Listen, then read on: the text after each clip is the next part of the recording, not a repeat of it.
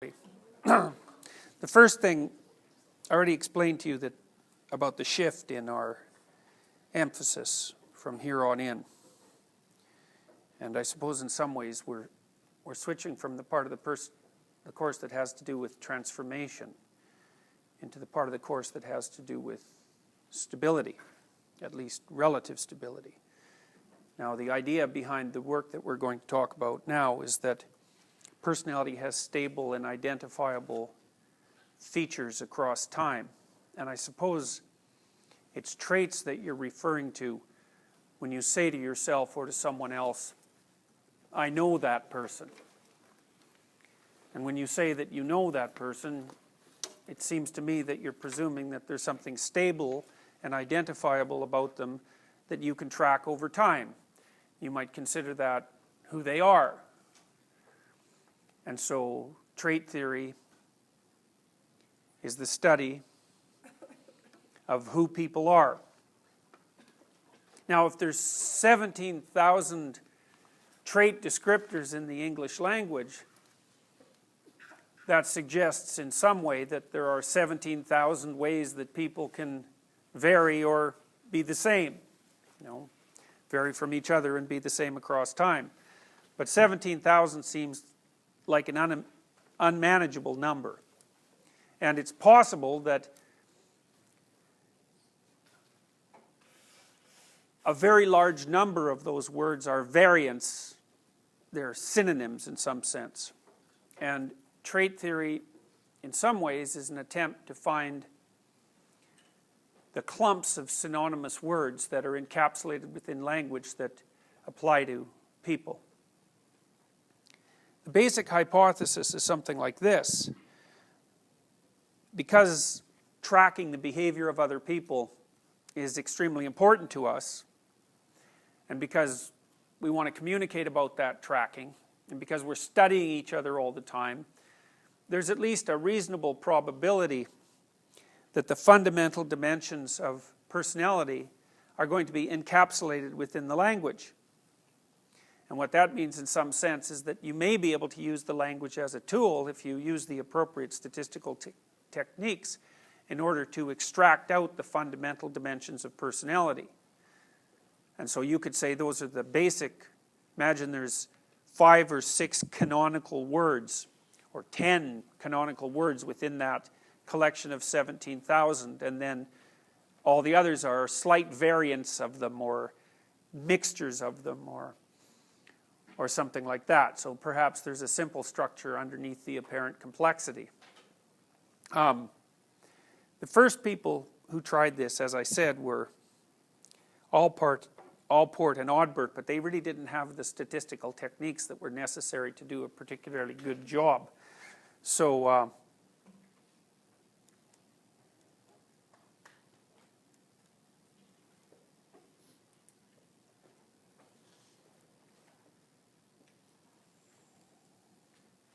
Allport and Odbert tried to reduce their 18,000 trait terms to 4,500 descriptors of what they figured were stable traits. And then Cattell came along in 1942, restricted those to 171 by judgment, and then further to 16 by factor analysis.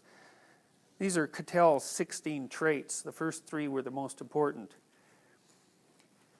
You could be reserved versus outgoing, less or more intelligent, emotional versus stable, humble versus assertive, sober versus happy-go-lucky, expedient versus conscientious, shy versus venturesome, tough, tender-minded, trusting, suspicious, practical, imaginative, forthright, shrewd, placid, apprehensive, conservative or experimental, group-oriented or self-sufficient, casual versus controlled, and relaxed versus tense. And Cattell's 16 personality theory dominated the field for quite a long time, really until the early 1960s. Now I'll go back, tell you a little bit about how these things are measured. So here's some definitions of what a trait might be. this is the theoretical, these are theoretical propositions. The trait has more than a nominal existence. What does that mean? Well, it refers to something that's outside its linguistic marker. So hypothetically, there's something about a trait that makes it real, that might be physiological or biological or at least behavioral, that can be examined outside mere subjective analysis, although that's often proved more difficult than people originally expected. Traits are more generalized than particular habits.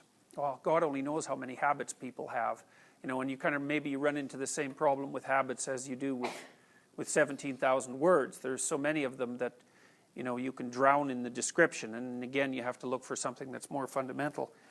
They're dynamic and determined behavior.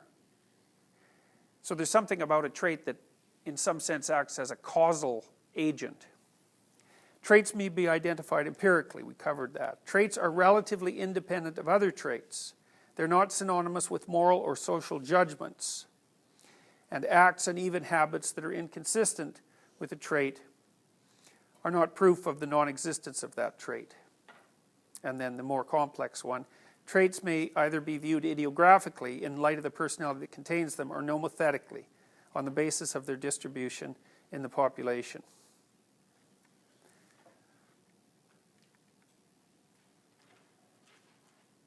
Measurement techniques.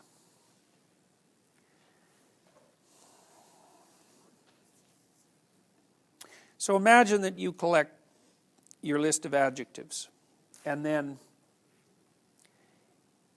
you transform them into a very simple questionnaire. And so the questionnaire would look like a list of adjectives down the left-hand side, and then on the right-hand side there'd be maybe a scale that's yes or no, or maybe a scale from 1 to 7. And so if the descriptor was intelligent, you could ask the person, apply that descriptor to yourself on a scale from 1 to 7. Or you could ask the person to rate someone else and describe that person as intelligent on a scale of 1 to 7. And then you can have, let's say, a large group of adjectives like that, 300 or so, and then you can have a large number of people assess themselves with all those adjectives. And you can apply statistical techniques that then allow you to determine how the data is patterned. So for example, if 2 of the 400 words were intelligent and smart, then you might find that within the entire population of raters, if they were rating themselves, if they rated themselves as high on intelligence, they're also going to rate themselves as high on smart, and maybe high on quick, and maybe high on insightful. And then you may also find, for example, that if they rated themselves as nice highly, they might also rate themselves as kind highly, or empathic highly. And so by analyzing the groups of words that clump together in the same direction across many, many people, you can start to, and you can do this statistically, you can start to infer what the fundamental dimensions of variation are. Now, it's taken a long time for people to get the fundamental dimensions of variation right. And part of the problem is, well, how do you reduce the pool of adjectives to begin with to something that's, because you're not going to have, 1,000 people rate themselves on 17,000 adjectives. That's just not going to go very well. So you have to reduce that in some way that's not exactly biased. And then you have to get enough people to fill it out so that your sample is going to be reliable across time. And then you have to have statistical techniques that are powerful enough to handle those operations. And that all really didn't come together until probably the early 1960s, something like that, when Catel's 16 factors were finally reduced to something approximating 5. Now, I'm going to tell you a little bit how you would go about making a questionnaire, because that's part of what you need to know in order to do experimental psychology, especially social or personality psychology. And so we'll step into method a little bit before we return to the trait theories. So if you wanted to measure something,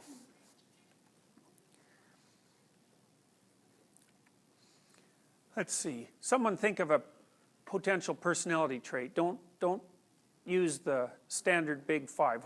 Give me a word that you might use to describe someone. Fun. Okay, good. So now we have to figure out, so now we've got a problem, eh? And the problem is, well, you can use fun as a marker in a linguistic exchange. Joe is a fun person to hang around with. And then part of the meaning that you attribute to fun is a consequence of the words that you surround it with, and then, of course, the context in which you utter the sentence, and your determination of whether or not the person you're talking to knows who Joe is. And so you're always providing the person that you're communicating with when you use a word like fun with a bunch of information that sort of surrounds the word so that they can infer what you mean. But if you're going to use that word and infer that it actually refers to something that's objective outside language, then you have to go about it in a different way. And so the first thing you try to do is to figure out, okay, what do you mean by fun? Exactly. So let's have some characteristics of a person who's fun. What are they like? We can't use big five descriptors. That's okay, but that's right, by the way. But I want to stay away from that just for funny. Okay. Okay. So a fun person is funny, and so a funny person is someone who makes you laugh, I presume, and who's witty. And so you could start generating associated words. Okay, what else makes a person fun? Interesting. They're interesting. Okay, so they're funny and they're interesting. What else? Friendly. Okay. Enthusiastic. Talkative. Lighthearted. All right, you guys are really getting into this now. Okay, so you're starting to surround the word with a cloud of additional words that you believe in some ways have some important similarity with that underlying word, right? They seem to belong in the same category. Okay, what are some words that indicate that someone's not fun? Boring. Okay, so they're boring. Miserable. Miserable. What's the difference between boring and miserable? That's a good one, yeah. Misery can be interesting. Yeah. Okay. So are other differences between boring and miserable?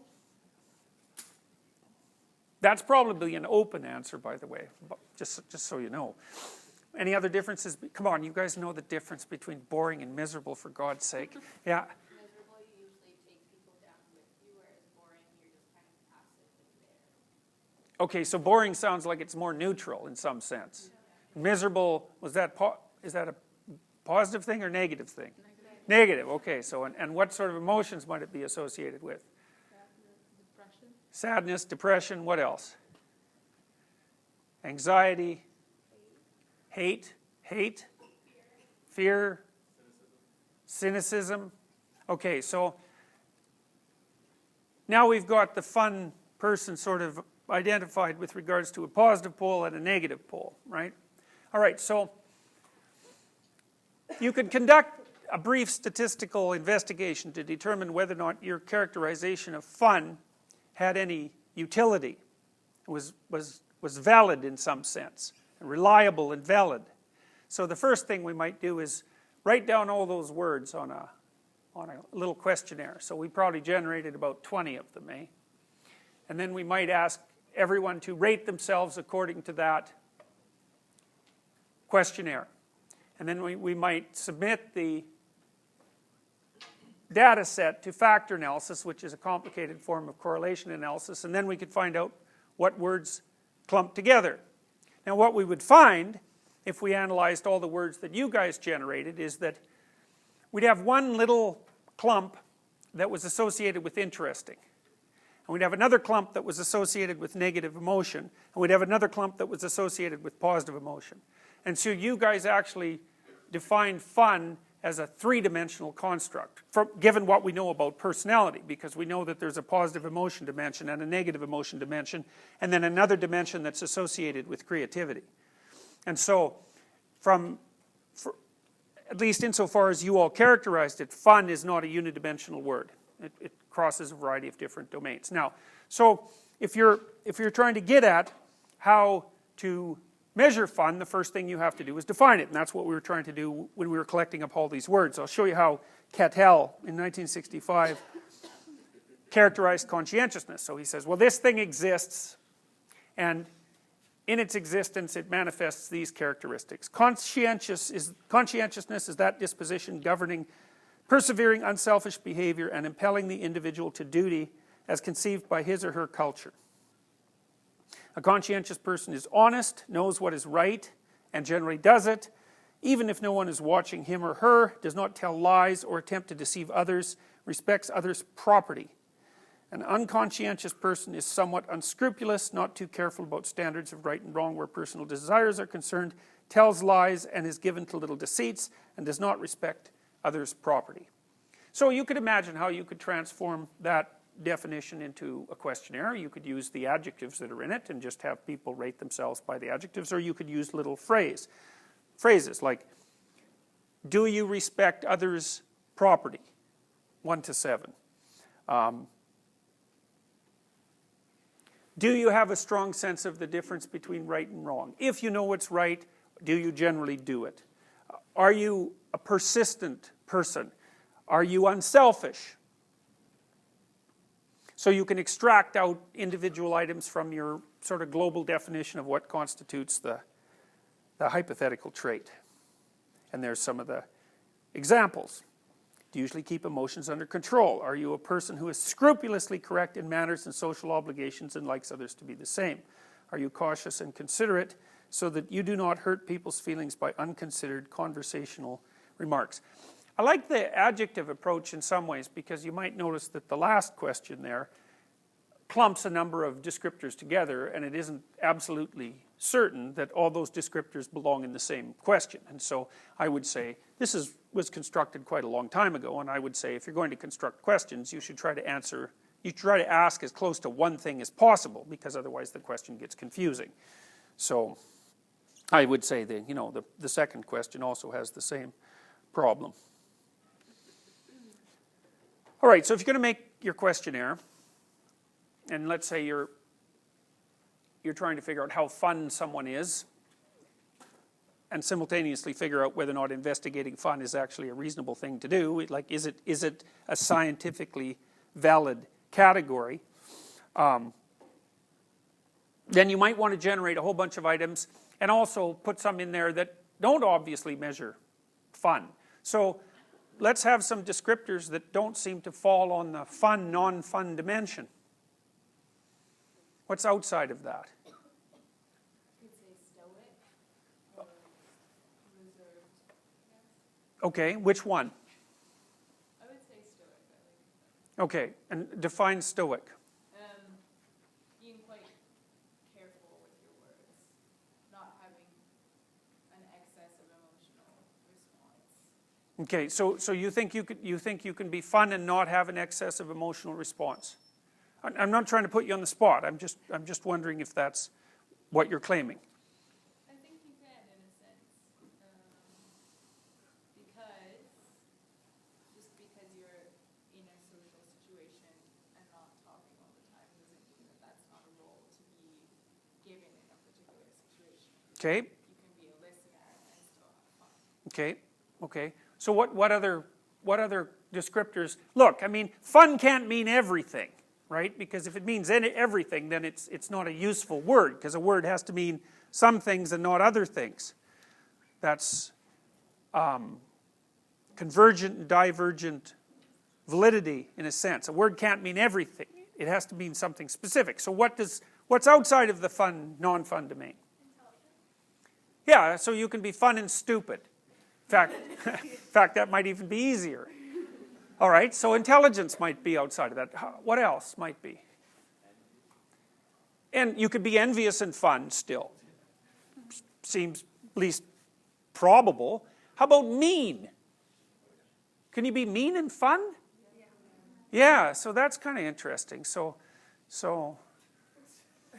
okay, so now we're starting to get the idea that fun circumscribes one dimension, but there are other potential dimensions of variation outside of that that might be interesting to look at. And so we've sort of thought about, mean, and we thought about intelligent.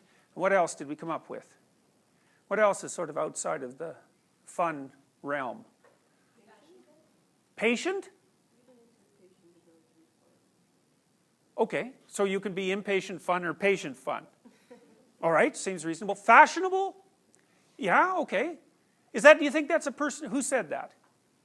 You think that's a personality trait? I think it means that you pay attention to what other people are doing and the trends that are going on. So I think it speaks to how you are perceptive of others and how much you care about whether or not you relate to them. Yeah, okay, so you definitely do think it's a personality characteristic, and that's fine. It could well be, you know. Is there a difference between a personality characteristic and an emotion? I think that an emotion is inside personality. You think emotion is inside personality, so it's nested inside it. The personality is the larger category, and emotion is the smaller category. Yeah, it's a funny thing, because there's lots of a priori suppositions in psychology that you have to watch out for, and one of them is that just because there's different words for different things, that doesn't mean those different things really exist separately as separate things do in scientific terminology. So for example, the relationship between personality traits and emotions and values is relatively unclear. Whether those things belong in the same or different categories is by no means clear, and people will claim that they do, but the overlap is substantial. So, okay, yes? I think like we also usually think of emotions as being more transient. Like we all experience sadness at some point. That doesn't mean that that's a fundamental trait of our personality. It's like we're all able to experience it, but it doesn't usually define who we are unless we're... Right, and so that's part of the definition of a trait as something that's enduring rather than transient. Okay, so you could say that's actually a hypothesis. Your hypothesis is that what we refer to as emotions are brief flare-ups of some of the phenomena that we would consider traits if they were enduring. Yeah, and that's a reasonable hypothesis. Although, if you describe a person as sad, do you think you're describing their personality or their emotion? It could be either. I would normally think emotion. Yes, yeah, okay, yeah, well, it's a tricky business. Okay, so the reason I had you generate all these additional words is because you need to find out that your category fun has a bunch of things that it doesn't cover, as well as a bunch of things that it does. And so we've hypothesized a number of things that might constitute additional domains of variation, and so you might want to throw those in your questionnaire too.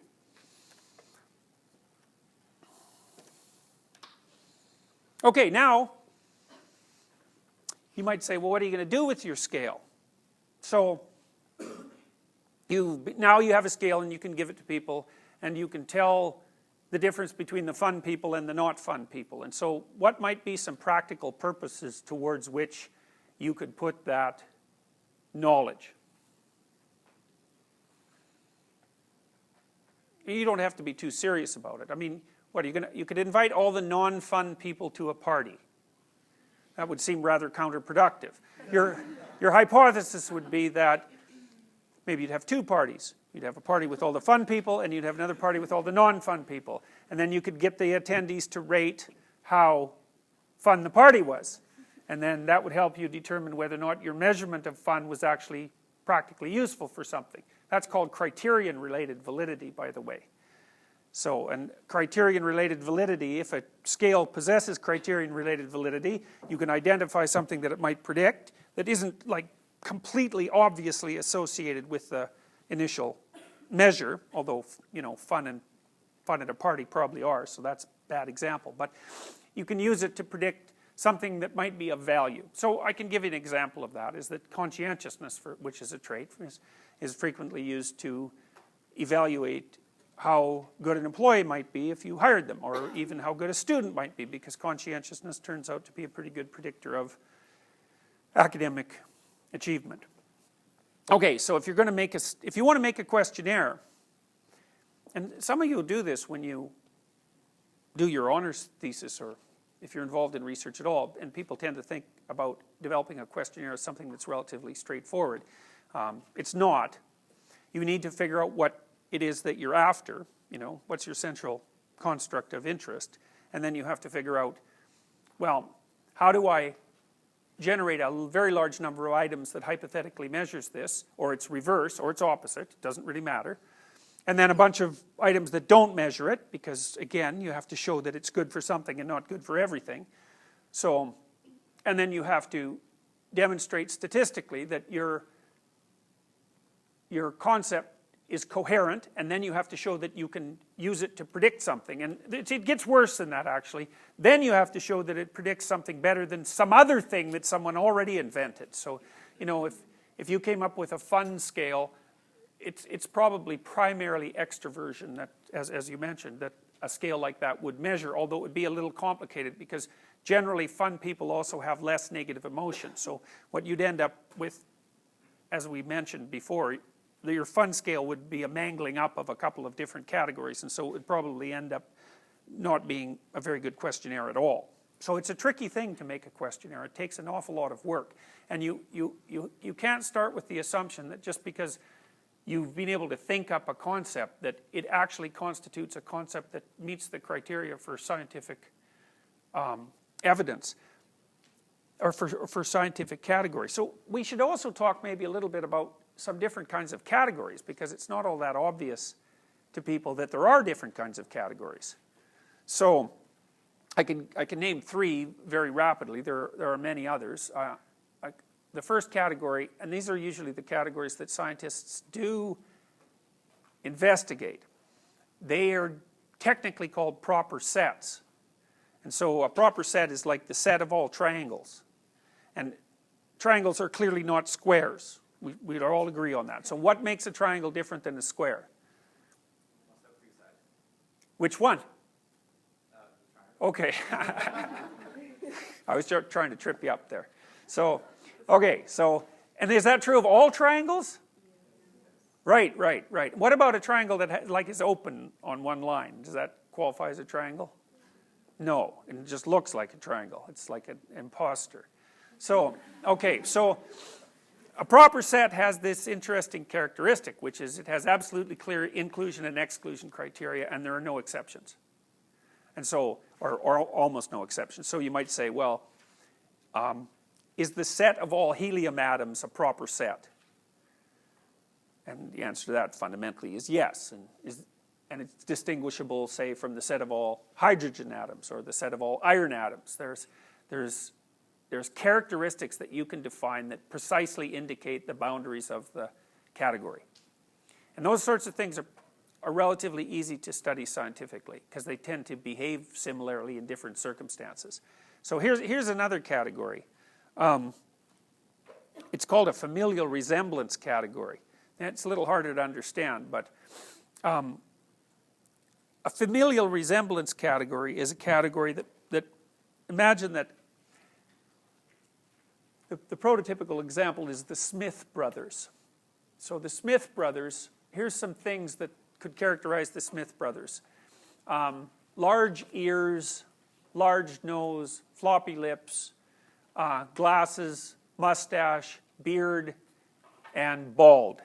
So they're obviously not very attractive, these Smith brothers.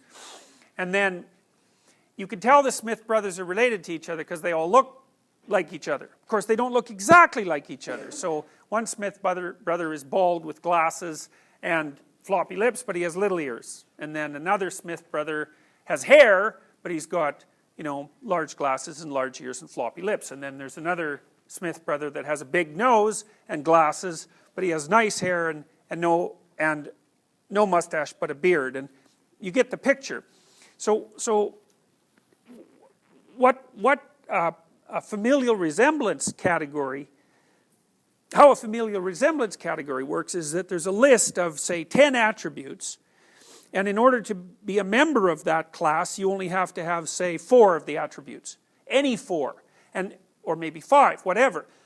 The weird thing about a familial resemblance category is that one person could have 4 of the attributes, and another person could have 4 different attributes if there were 10 attributes in total, and they'd still be members of the same set, even though they don't share any attributes in common.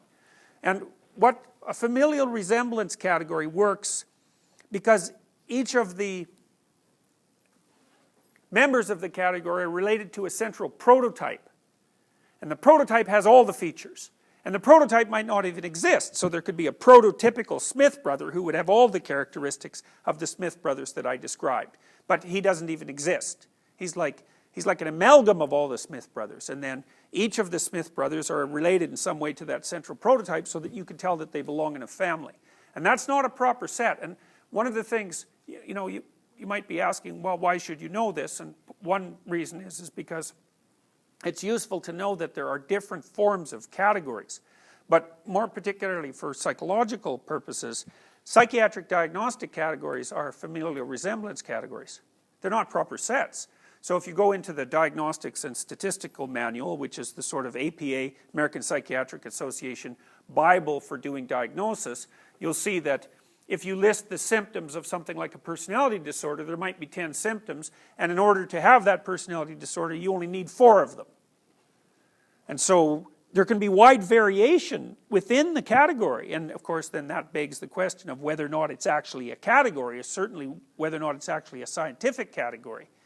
So, a guy named Barcelou talked about a different kind of category. He called them ad hoc categories, and these are strange things. Like here's an ad hoc category for you. Things to take out of your apartment when it's on fire. So what things would those be? Pictures, yeah. Pets, yes. Children. You forgot about that. Okay, what else? What's that? Seniors, yes, hopefully. Or, yeah? Insurance? ID? Maybe? What's that? Anything else? Okay, now you might say, well, what do all those things have in common, since they're apparently a category? They're things you care about, yeah. Yeah. ID? Do you care about that?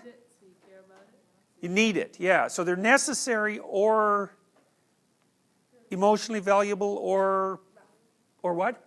Or valuable, yeah, or irreplaceable in some ways. Okay, so that's a funny category, and one of Barcelou's claims was that ad hoc categories can become automatic categories, perceptual categories, if you practice them enough. So Barcelou would say a fireman has a better ad hoc category of what to take out of an apartment during a fire than you do, because he's practiced that, using that category frequently. So those are categories that sort of have pragmatic utility, and that's another kind of category. Okay, so I mentioned family resemblance, proper set, and ad hoc categories. That's all I can sort of spin off in real time here. So generally what you're trying to do when you extract a word out from the language, you have to demonstrate it that it has the characteristics of a proper set before you can think of it as having some genuinely objective existence. And that turns out to be a very difficult thing to do. So, and it's one of the things that throws psychologists for a loop constantly, because we make the presupposition that just because a word, 2 different words exist for something, that signifies 2 different things, or 2 things at all. And so it's difficult to disentangle your description of the world from the world itself. But hypothetically, this construct validation process with regards to questionnaires is one of the ways that you can step forward towards doing that. I mentioned convergent and discriminant validity before. Once you get your scale established, you have to demonstrate, as I said, that it measures something that exists in some real way, and that it also has to be separable from measures of other things. So for example, if you generated up a scale that measured fun and you found out that it was highly correlated with other scales that measure anxiety, then that would cast some doubt on whether or not you'd had appropriately extracted out your scale for fun. And other people would have been looking at similar things over the years, and hopefully your scale would correlate positively with those similar things and negatively with the things that you assume to be different. And that's convergent and divergent validity. And then the criterion-related validity we already talked about.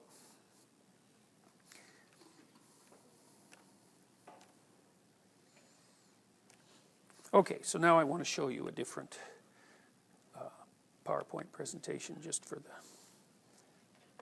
the, yeah.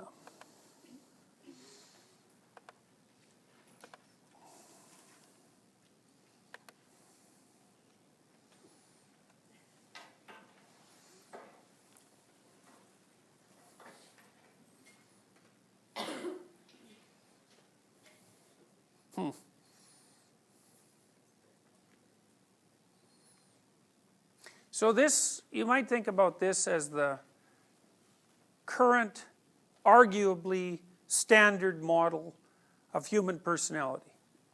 And it's a model that, this is only half of it, by the way. There's another slide that has the other half. This shows the personality of a person laid out in a hierarchy from most general to most specific. It's sort of analogous to that little drawing I showed you of behaviors at the bottom and then higher order descriptors at the top, although they don't map onto each other one-to-one, and that's actually one of the things I'm trying to figure out. It's very difficult to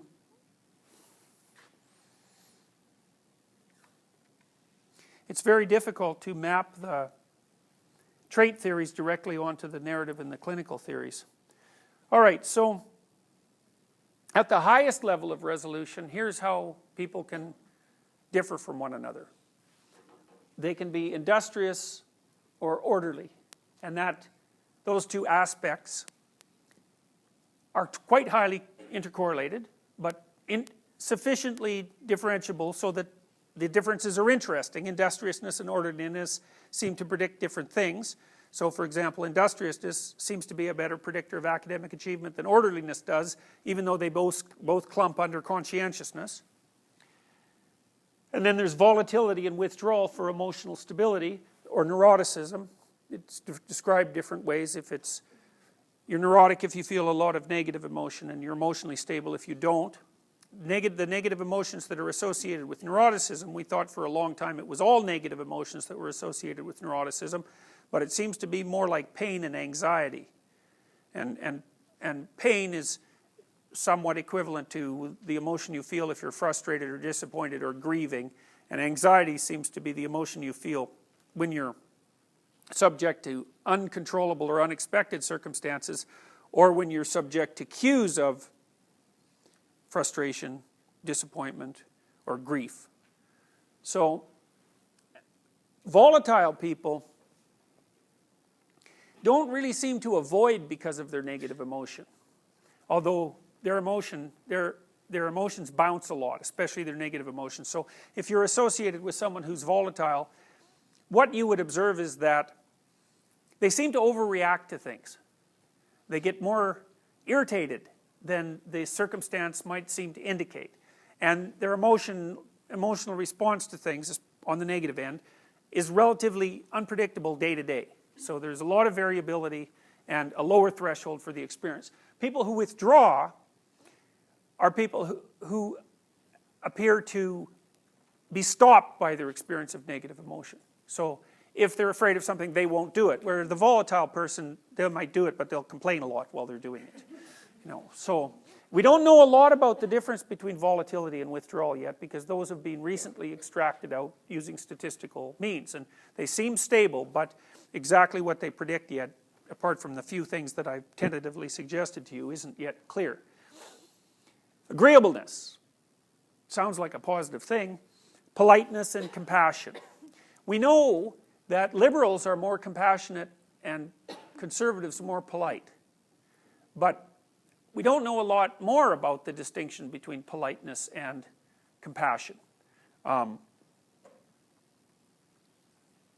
we don't know why conservatives are more polite and liberals are more compassionate, but we do know that that appears to be the case. We also know, by the way, that conservatives are more orderly. They're less open as well, which is the dimension we'll talk about in a moment. Those three those are 3 of the 5 big 5 traits: conscientiousness, emotional stability, and agreeableness. They clump together to make a super factor called stability. And stability looks like it might be associated with higher levels of serotonin. So serotonin is a major brain neurotransmitter that seems to regulate, broadly speaking, emotion and motivation. And if your serotonin levels, so to speak, are relatively high, then you're a relatively stable person. And if your serotonin levels are low, then you tend to be impulsive and prone to negative emotion. Now, one of the things that's quite interesting about serotonin is that it tracks your position in the dominance hierarchy as well. So the higher you are up in a given dominance hierarchy, the more serotonin your brain produces, and that makes you more confident and less unstable. And the lower you are in the hierarchy, the lower your brain serotonin levels. And the reason for that seems to be that if you're low in the dominance hierarchy, well, you should be afraid, because almost anything can knock you into oblivion. Because if you're right at the bottom of the dominance hierarchy, you're barely hanging on, and you just can't tolerate any more threat. And conversely, it might also be appropriate for you, if someone dangles a reward in front of you, for you to grab it, because it's not exactly clear it's going to be the next day. Whereas if you're up high in the dominance hierarchy, it's like you can take a lot of blows, and you're so well situated socially that it's probably not going to overwhelm you that much. And you don't have to be impulsive, because the microenvironment that you inhabit is very stable. So the negative emotion dimension, emotional stability, is particularly associated with serotonergic function, but we think that the whole superfactor of stability is associated with serotonergic tone. So some of this, like I mentioned already, all of these different aspects, traits, and superfactors were all derived statistically, but evidence has continued to accrue over the last 20 years with regards to the biological substrate of the traits. And so as we progress through them one by one, we'll also talk about, hypothetically, what constitutes the underlying biology. Agreeable people, I think the easiest way to conceptualize agreeableness is as a negotiating strategy in some sense. So, you know, you're always attempting to divide up resources between you and other people. And a disagreeable person will make a pretty damn strong case that the resources should go to them. Whereas an agreeable person will be much more likely to underrepresent their own interest and overrepresent the interest of others. And so, you know, in some ways people like that are very pleasant to be around, you know, because they're always doing things for other people. Unfortunately, they're often not doing enough for themselves. In my clinical practice, I can always tell who the agreeable people are, because when they come and see me, they bring me coffee. The disagreeable people bring themselves coffee. So, yeah.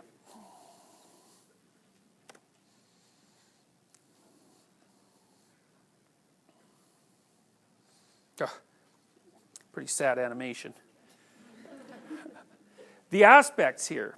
So openness, remember you guys hypothesized that intelligence was unrelated to fun? Well, fun is pretty much an extroversion sub-element, and intelligence is associated with openness. And it roughly breaks down like this. So IQ is probably a better measure of the aspect intellect, like IQ tests are a better measure of the subscale intellect than personality measures are. So what it means is that for intellect, for intelligence, we have a measure that isn't merely self-report. And it's a good measure, and we'll talk a lot about intelligence. It's actually a very easy, it's a simple thing to conceptualize. So it's a more difficult thing to try to explain, but conceptually it's fairly straightforward. The other aspect of openness is openness proper. I put creativity here, and what that seems to be associated with is the degree to which someone, there's a variety of things, but one of them seems to be the degree to which a given idea, if you throw someone an idea or you offer someone an idea, there's some probability that that's going to make them think of other things.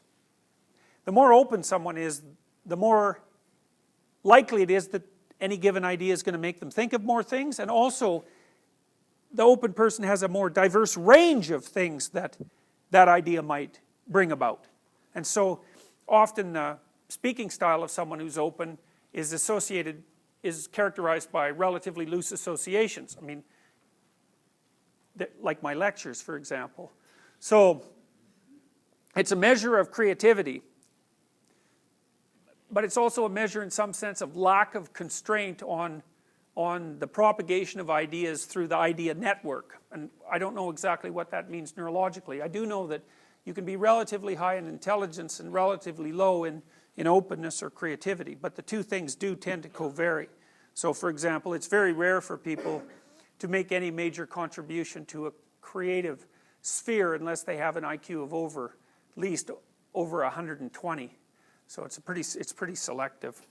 1 in 120, that's about the 90th, 91st, 92nd percentile, so it's pretty high. So openness is creativity and intelligence. It's a bit broader than that too, though, because open people are also more capable of aesthetic experience. So it's not only that they are more creative, but they also enjoy the products of creative endeavor more than non-open people. So open people are going to be interested in dance and music and poetry and philosophy. They're characterized by the capacity for aesthetic experiences. So some people can listen to music and the hair on the back of their neck will stand up, or maybe they get the same sensation when they're watching someone dance. So just out of curiosity, if you're inclined to answer, how many of you have had the experience of, it's called piloerection actually, because sometimes the hairs on your arms will stand up too, as a consequence of watching, something that's aesthetic, movie, or how many? Quite a lot of you. How many haven't? Okay, so well, there's a lot of, by that measure anyways, there's an awful lot of open people in this class. So that sense, by the way, of having the hairs on the back of your neck stand up, that's sort of the remnant of the piloerection reflex. So, let's say you're watching a cat and the cat comes around a corner and all of a sudden there's a dog there. What happens to the cat? It goes, right? It puffs right up.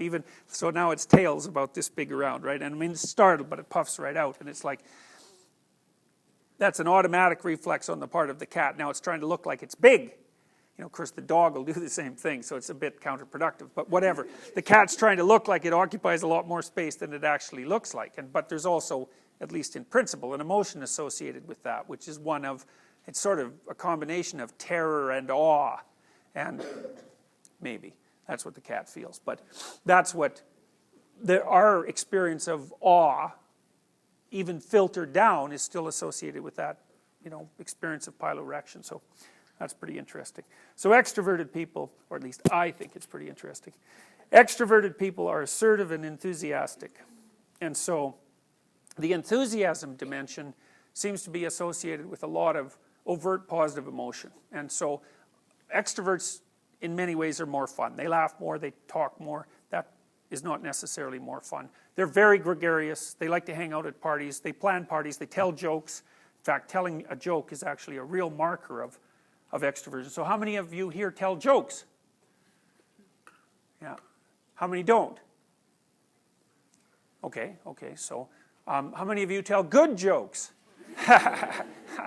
Anyways, so yeah. Also, one of the behavioral markers we found for extroversion was that extroverted people also tell dirty jokes. So how many of you are capable of that particular act? Yeah, so you in particular, you. All right, so yeah. So the assertiveness element of extroversion, I guess sometimes that's the part of extroversion that maybe isn't so much fun, because extroverts can be very verbally dominant. One of the things I do in my 4th year undergraduate personality seminar is I split the group into introverts and extroverts. So, because I often have the class do debates, and if you put an extrovert in with a bunch of introverts and there's a debate, so there's one extrovert here and 3 introverts, and one extrovert here and 3 introverts, then the 2 extroverts have the debate, and the introverts don't say anything. And introverts are interesting because it's not like they don't have anything to say. Because if you point at an introvert and say, do you have something to say, then they'll say something that they're thinking, but they'll very rarely, especially if they're very introverted, they'll very rarely offer it spontaneously.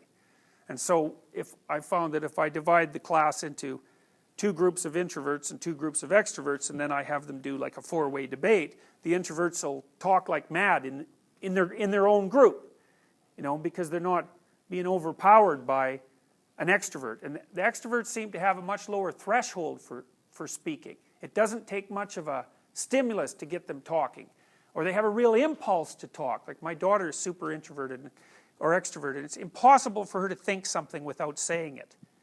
So, you know, which is not always to her benefit. But extroverts have a real impulse to speech, you know, and whereas introverts, they have to be sort of prodded into it. Extroverts also seem to be sort of, what would you call it? Energized by social interactions.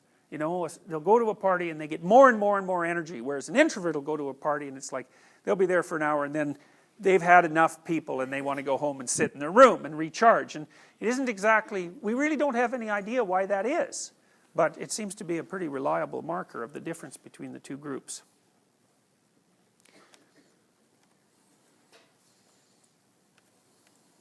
Here's some, let's see, yeah. Here's some items. So you guys can do a quick big 5 on yourselves. And I'll tell you the upside and downside of it. So, if you're orderly, you follow a schedule. How many of you follow a schedule? Okay. And how many of you don't? Okay, so one thing I would recommend is that you do.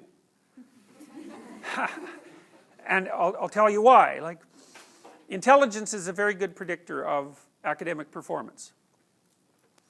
And there's not a lot you can do about your intelligence. I mean, you can squander it, but it's very difficult to improve it.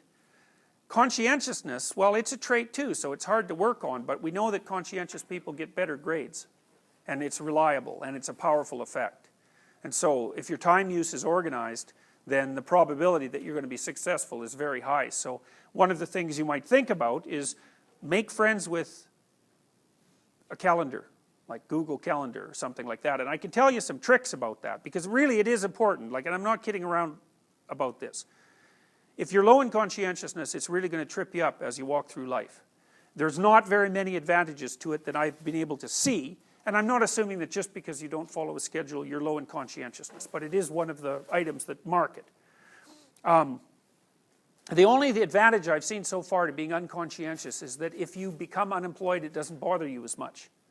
And I mean, that actually turns out to matter in some situations. So like, you know, if a big company has to shed 50% of its employees, it's the conscientious people are going to suffer themselves to death for it. And the unconscientious people, they're not going to care anyways because they weren't working anyways. So it doesn't matter if they have a job or not. So here's one way of thinking about making use of a schedule. Often people are afraid of schedules because they think of them as a trap.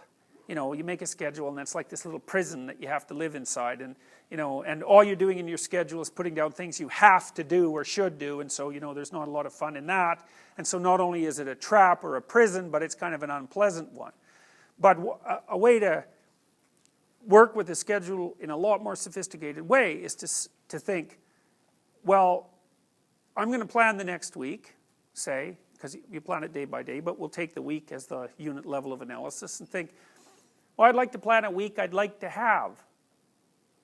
And then your schedule all of a sudden becomes a tool for increasing the quality of your life. And that's a whole different issue. You know, because you might think, what's the emotion that you suffer, assuming you suffer one of these emotions? If you have an essay that's due and you're not doing it, like, would you regard that as a pleasant emotion or unpleasant emotion? Okay, so is there anybody who is disagreeing with a statement that having an essay due or overdue that you're not doing is unpleasant? Everyone agrees with that. Okay, do you think you can characterize the unpleasantness? Like, what kind of emotion is it? Guilt. It's guilt, okay. Anything else? Frustration. Frustration? Frustration with what? You feel like a failure, like you're unable to... Yeah, so you're sort of frustrated with yourself. Yeah, you need a slap, right? You think, I need a slap. And so, okay, so guilt, anything else? Anxiety? Restlessness. So that's kind of an agitation. Yeah, it's because your body knows you should be doing something, but you're not pointing it in the right direction, so it's... And anxiety you're going to fail? Yeah. Shame? Is that reasonable? So, okay, so the reason I was asking you about that is because, most of the negative emotions are associated with neuroticism, but some of them seem to be associated with conscientiousness. And the conscientious negative emotions seem to be guilt and shame, fundamentally. And so recent research, and really recent, I only got this paper like a week ago, I think it's about 4 months old, seem to indicate that conscientious people feel less guilt, but they're more guilt prone. So if they don't do something, that makes them guilty, but they organize their time so they are doing the things they're supposed to do, so then they don't feel guilty. So anyways, back to the schedule. So, all right, you think about your week and you think about your day, and you think, well, how would you improve the quality of a given day or a given week? Well, one of the ways of improving it is to not put yourself into the situation where there are things hanging over your head that you have to feel guilty and ashamed about, because that's a very unpleasant way of being. And if you have an essay that's due in a week and you're procrastinating, then the fact that you have to do that essay can ruin the whole week. And even when you're doing something that's positive, hypothetically, it's kind of that horrible kind of positive that you experience when you know that you should be doing something else. And so that's when you end up watching YouTube videos about like dancing cats or something like that. And it's at best it's a guilty pleasure. It's not a pleasure at all. You think like, what the hell am I doing watching videos of dancing cats, But then you know that you're procrastinating, and that's low quality, very low quality existence. So if you use your schedule, you can think, okay, well, here's some times that I'm going to do this work. And then you can also sort of ask yourself about that when you're designing your schedule. Because you don't want to design a schedule like you're Adolf Hitler telling yourself what to do, because you're not going to comply with it then. What you have to do if you're going to design a schedule is you have to ask yourself, all right, I'm going to set aside some time to study over the next week or to do this essay or whatever it is. How much time would I actually spend studying? And I'm going to go to the library for 4 hours a day. It's like, how many of you go to the library for 4 hours a day? You do. How much work do you do during those 4 hours? You do. That's very impressive. Is it more than 4 hours? And so what proportion of the time you're spending there do you think is actually efficient? 85. That's good. That's good. My suspicions are that you're conscientious. So that's exceptional. I mean, people usually don't manage that. So, but, an hour or two a day might be a worthwhile thing to schedule in. And I would say don't schedule in more than that to begin with, because then you'll fail and then you'll stop using the schedule. And so the other thing you want to do is you want to schedule in things that you want to do. And then you want to look at the day or the week and you want to think, hey, that's a week I'd like to have. If I had a week like that, it would be good. I'd be caught up so that all that negative emotion doesn't have to accrue. And I would have done a bunch of things that I'm interested in doing, and at the end of the week, I'd be in better shape than I was at the beginning. And if you treat a schedule like that, so that what you're using it is to design the days and weeks that you want to have, instead of using it as this little, jail that you have to put yourself in that you're not going to do anyways, then you can learn to use them. And that's one thing you can do to make yourself more industrious, or more conscientiousness. More conscientious. Follow a schedule. Am not bothered by disorder. So how many of you people are not bothered by disorder? Okay, and how many of you are bothered by disorder? Yes. So some of those of you who are bothered by disorder probably have an eating disorder. That would be my guess. I'm not going to ask, but that would be my guess. Because one of the things that does characterize people who have eating disorders is they tend to be very orderly. And orderly people tend to be quite sensitive to disgust. And disgust seems to be the driving factor behind eating disorders, because people who have body dysmorphia or eating disorders tend to be relatively disgusted by what they see as, inadequacies in their own body. So orderliness can get out of hand a lot. We have some suspicions that it's maybe also associated with authoritarianism in political viewpoints, because conservatives are more conscientious than liberals, but specifically they tend to be more orderly. So, and that doesn't mean orderliness is a bad thing. It just means, and this is something to think about with regards to all the traits, that any trait exaggerated too far starts to become negative. So the big 5 traits, at least in principle, don't have any, what would you call it, intrinsic moral value. And that's partly because too much of a good thing seems to turn very rapidly into a really bad thing. So having a healthy personality seems to be more like something like the balance between the different traits, and maybe also something like your ability to increase the breadth of your traits. You know, so maybe if you're like hyper orderly, one of the things that would be good for you to learn is to not be hyper orderly in every situation all the time. It's too rigid.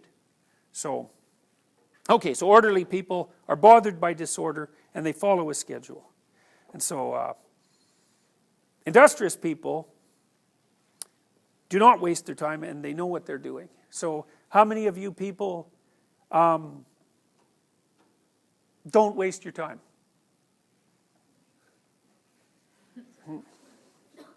So, 2 people? Okay. Have I played, how much time do you waste with you before? I have, okay. That's too bad because I love torturing undergraduates with that game. Okay, so that's another advantage to a schedule, you know, because it can really help you with time wasting, and that's something that'll kill you over time. How many of you have good goals and know what you're doing? Yeah, so that's better. How many of you don't? How many of you don't know really what you're doing or where you're going? Okay, okay. So that's conscientiousness. This is neuroticism. Volatile people get angry easy and they don't keep their emotions under control. Well, that should have been reversed, by the way. Withdrawal, seldom feel blue. It's the opposite. Seldom feel blue is the opposite. And filled with doubts about things. Seems like more of a depression trait, withdrawal.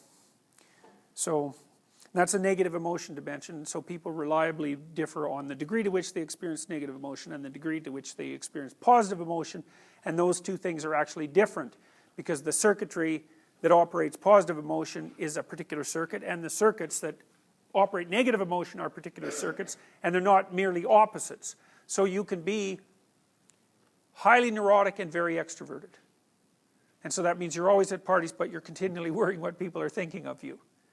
So people like that are actually quite complicated, you know. So it's a complicated combination of traits.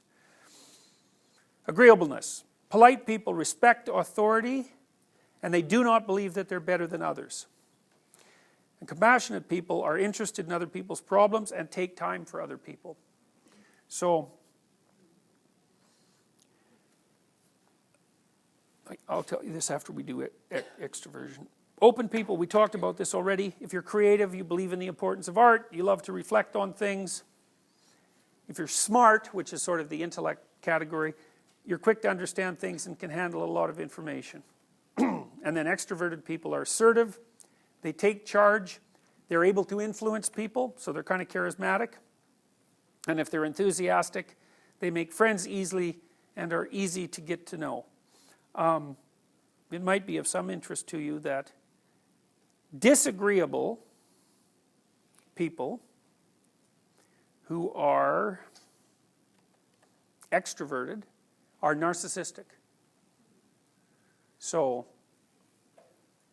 because a disagreeable person isn't particularly polite, they don't really care about your feelings, and they're very dominant. So,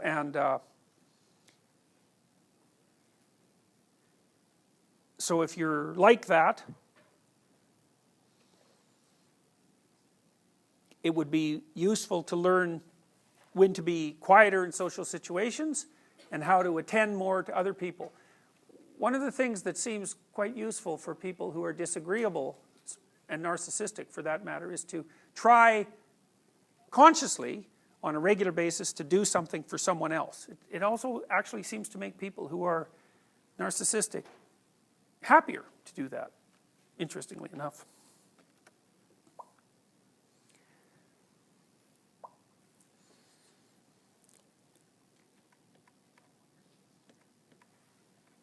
Okay, so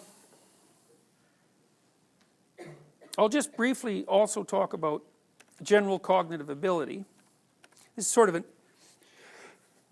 excuse me, it's an overview of where we're going to head over the next few courses. This is a Raven's progressive matrices test. I don't think this one is very difficult, although I'm going to look at it before I certainly tell you that, because I don't want you to feel bad. Oh, and the answer's there anyway, so it actually turns out to be extremely easy. So why is 7 the right answer?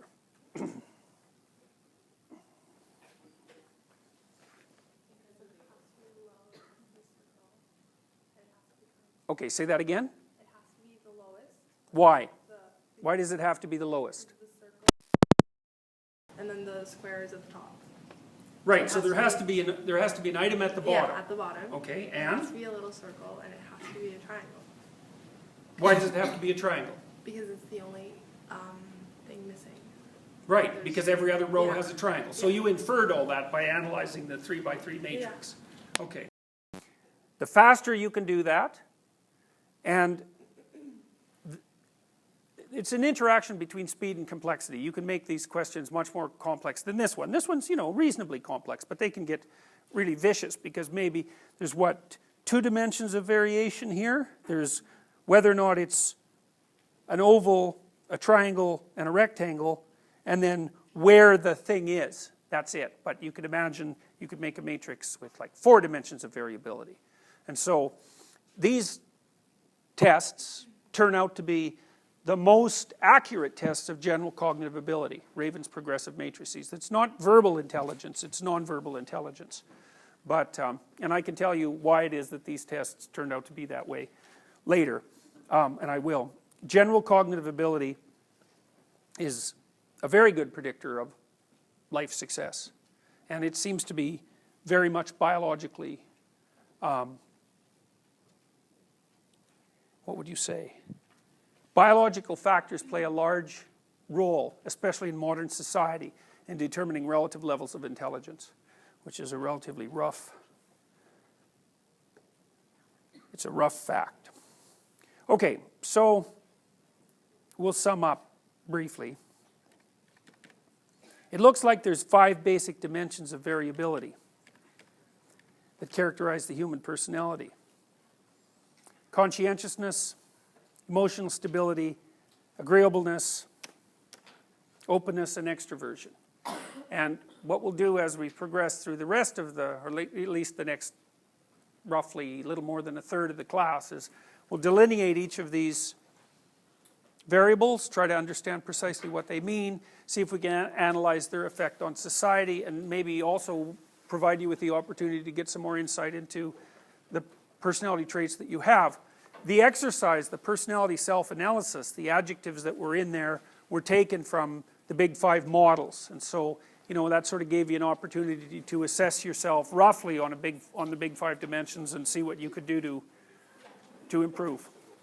So we'll see you on Thursday.